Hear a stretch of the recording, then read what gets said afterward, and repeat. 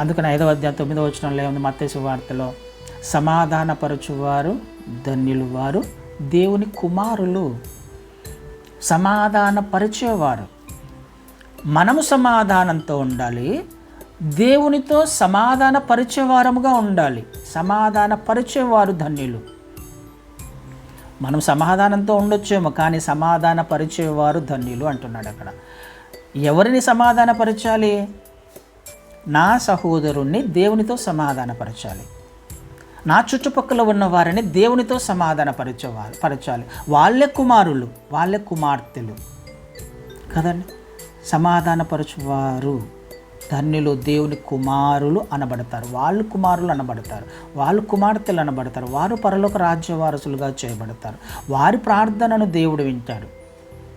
సమాధానంతో ఉండాలి, సమాధాన పరచాలి. అందుకని పౌలు గారు అంటాడు, సమాధాన పరిచే పరిచర్య అంటాడు ఆయన కదండి. కొరింథీయులకు రాసిన 2వ పత్రికలో 2 కొరింథియన్స్ 5వ అధ్యాయంలో, కొరింథీయులకు రాసిన పత్రిక 5వ అధ్యాయము 18 నుంచి చదువుతాను.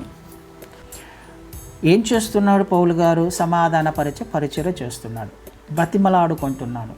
అయ్యా, దేవునితో సమాధానపడండి, దేవునితో సమాధానపడండి, దేవునితో సమాధానపడాలి. దేవునికి మనకు మధ్యలో ఏది ఉండకూడదు. మధ్యలో ఏదైనా ఉంది అని అంటే ఆయన మన ప్రార్థన వినడు. ఆయన ముఖాన్ని తిప్పుకుంటాడు, పక్కకు తిప్పేసుకుంటాడు.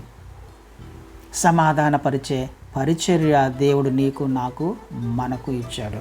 అందుకని దేవునితో ఏ అసమాధానం ఉందో మొదటిగా చూసుకోవాలి. ఏ పాపం ఉందో, మధ్యలో ఏది అడ్డుగా ఉందో, ప్రార్థన వినకుండా, ఆయన వద్దకు మన ప్రార్థన చేరకుండా అడ్డుగా ఉన్నట్లయితే ఎన్ని నెలలు చేసినా, ఎన్ని సంవత్సరాలు చేసినా ప్రార్థన వినడు, ఆలకించబడడు.